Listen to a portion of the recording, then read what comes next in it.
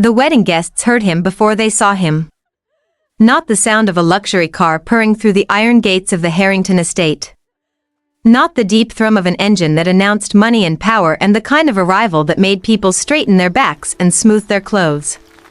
What they heard, drifting up the long gravel driveway on a bright Saturday morning, was the faint, slightly uneven squeak of a bicycle chain that needed oiling. Then they saw him. A young man in a plain white shirt, slightly worn at the collar. Dark trousers that were clean but not pressed. Simple leather shoes that had seen better days. Riding a bicycle, an old, unremarkable, completely ordinary bicycle, up the driveway of one of the most expensive properties in the county. With the calm, unhurried expression of someone who saw absolutely nothing wrong with this picture. Behind him, seated sideways on the back rack with the quiet dignity of a woman who had decided exactly how this day was going to go, was Eleanor Whitfield, 26 years old, dark hair pinned up beneath a simple flower crown, wearing a cream dress that cost a fraction of what her stepsister's gown had cost, and looking, despite everything, completely at peace. The laughter started near the fountain. It spread like a wave across the assembled guests, aunts and uncles and family friends, and the particular category of wedding attendee who comes not to celebrate but to observe and report. Her stepmother, Diane, pressed a hand over her mouth but not quickly enough. Her stepsister, Victoria, in her own elaborate ivory gown from an earlier ceremony, made no effort to hide it at all. Even Eleanor's uncle, a man who had once told her she had her mother's grace, turned away to hide a smile that he did not try hard enough to conceal. Her father, standing at the top of the steps, said nothing. But his expression said everything. The young man on the bicycle brought it to a stop at the bottom of the steps, steadied it with one hand, and offered Eleanor the other. She took it. She stepped down. She did not look at the crowd. She looked only at him. His name was James Callum. And not a single person laughing at that bicycle had the faintest idea who he was. Eleanor Whitfield had spent the first 26 years of her life being measured against her stepsister Victoria and found, by most of her family's accounting, to come up short.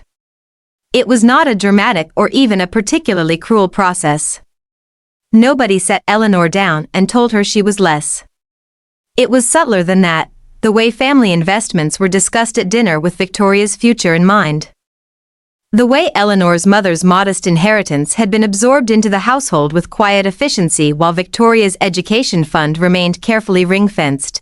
The way compliments about Victoria's appearance or ambition were always somehow followed by a kind but loaded silence in Eleanor's direction. Eleanor's mother had died when Eleanor was 9. Her father, Martin Whitfield, had remarried 3 years later, a woman named Diane who was not cruel to Eleanor, not exactly, but who had her own daughter to consider and a household to manage and a sense of priorities that Eleanor understood from a young age without ever needing it spelled out for her. She had grown up steady and quiet. The way people do when they learn early that making noise gets them less, not more. She had built her own small life, a job she was good at, a small apartment she was proud of, a few real friends who knew her properly. She had not expected much from her father's world. And in return, it had confirmed her expectations. When she told her father she was getting married, he had asked, not unkindly, but with the particular weariness of a man who had spent years managing disappointment, whether she was certain. Whether she had thought it through. Whether this young man, this James, was really the right choice. Eleanor had told him she was certain. She had not told him anything else about James. Partly because she knew he wouldn't ask. And partly because she had made a promise. James Callum had come into Eleanor's life 14 months earlier, through a side door, literally. He had appeared at the service entrance of the building where Eleanor worked, looking for a maintenance contact. Wearing a plain jacket and carrying nothing more notable than a clipboard. He had been polite. He had been funny, in a dry, quiet way that surprised her. He had asked if she knew where he could find a decent coffee nearby that wasn't one of the big chains. She had walked him to a small place 2 streets over that she went to every morning. They had talked for 40 minutes. He had not offered her his card. He had not mentioned what he did beyond saying he worked in property, which, in Eleanor's world, could mean anything from building maintenance to commercial development, and she had assumed, from his jacket and his clipboard, the former. He had asked for her number. She had given it. On their third date, at a small Italian restaurant where he had made a reservation under his own name and nobody had reacted, she had asked him more directly about his work. He had been quiet for a moment, and then he had said something she had not expected. "I want you to know me as James first," he had said. "Not as anything else. Is that all right?" She had thought it was a slightly unusual thing to say. She had also, in the particular way she had of reading people after years of quietly observing the Whitfield household, understood that he meant it. That there was something he was not telling her. And that the reason he was not telling her was not deception but something closer to protection, of himself, and perhaps of something he was trying to find out. She had said yes. She would know him as James. 14 months later, she still had not asked again. The wedding had been Eleanor's idea, in the sense that she had agreed to it. The logistics had been James's, which in practice meant that everything had been arranged with a quiet efficiency that Eleanor had attributed to a man who was simply organized. When she had told him her father expected a certain kind of event, the Whitfield estate, the full family assembly, the presentation, James had listened carefully and then said that was fine. He would arrive how he arrived. She could tell her family whatever she liked or nothing at all. Eleanor had told them nothing. What she had not expected was the bicycle. She had known James did not own a car. She had never thought to question it. They had always walked, or taken taxis, or on one occasion a rather comfortable car that arrived when James made a call she hadn't paid much attention to. She had assumed the bicycle was a bicycle. A choice. A preference. She had found out later what it actually was. Diane had not looked James up because the name Callum had not meant anything to her. Victoria had not looked James up because she had assumed, from everything Eleanor had or hadn't said, that there was nothing worth finding. Martin Whitfield had not looked James up because he had, in the tired way of men who have long since stopped expecting Eleanor to surprise them, assumed that this was simply Eleanor's choice and that the details were unlikely to impress him. None of them had typed the name James Callum into a search engine. None of them had scrolled past the first result. None of them had clicked on the company profile, or the Forbes listing, or the architectural review of the building whose development had been profiled in 3 separate national publications in the past 18 months. If any of them had, they would have found a photograph of a young man in a plain jacket, not so different from the one he had been wearing when Eleanor met him at the service entrance, standing in front of a glass and steel building with his name on it.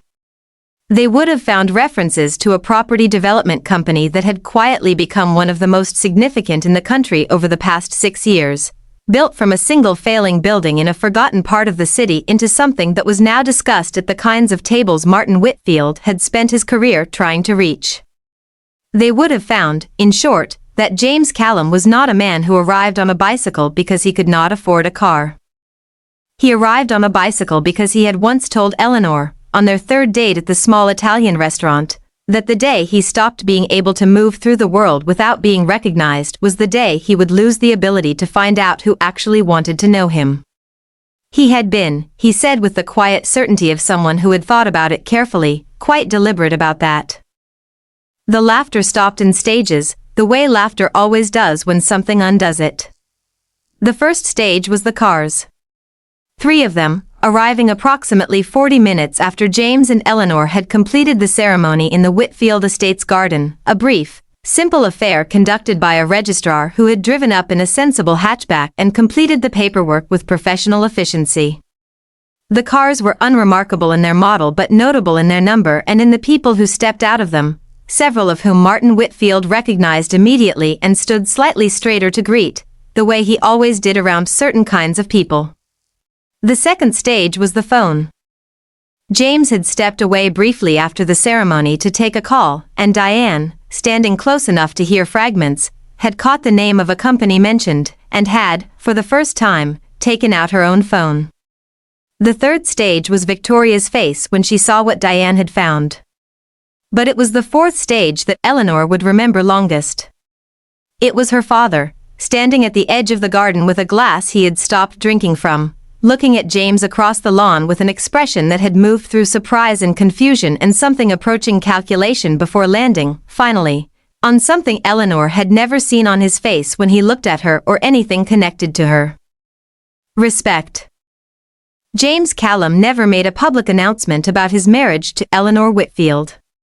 The story, such as it was, found its own way into the kind of circles that followed such things: a brief mention in a property industry publication, a photograph that circulated without their involvement, a series of conversations at tables where Martin Whitfield's name came up less and James Callum's came up more. Eleanor continued working at the job she was good at for another year before deciding, entirely on her own terms, to do something different. James continued arriving at buildings he owned on a bicycle when he felt like it, and in various other ways when he didn't, and made no particular effort to explain himself to anyone. The bicycle, as it happened, had belonged to his grandfather. He had kept it not because he couldn't replace it but because it was the one object in his life that had remained constant through every change, and because his grandfather had once told him that the man you are when you have nothing is the only man worth being when you have everything. Eleanor had the chain oiled, eventually. She thought it was the least she could do. Her father called 3 weeks after the wedding. Eleanor answered. The conversation was civil. She did not mention the laughter. She did not need to. Some things, she had learned over 26 years of being underestimated, communicate themselves better in silence than in any words available to either party. There is a particular kind of dignity that belongs to people who have spent years being looked through, and who have learned not to need the moment when the room finally sees them. Eleanor Whitfield had that dignity before she ever met James Callum. He had simply, on a bright Saturday morning, ridden a bicycle up a gravel driveway and given the room its chance to catch up. Most of them never really did. But that was all right. Eleanor had never needed them to.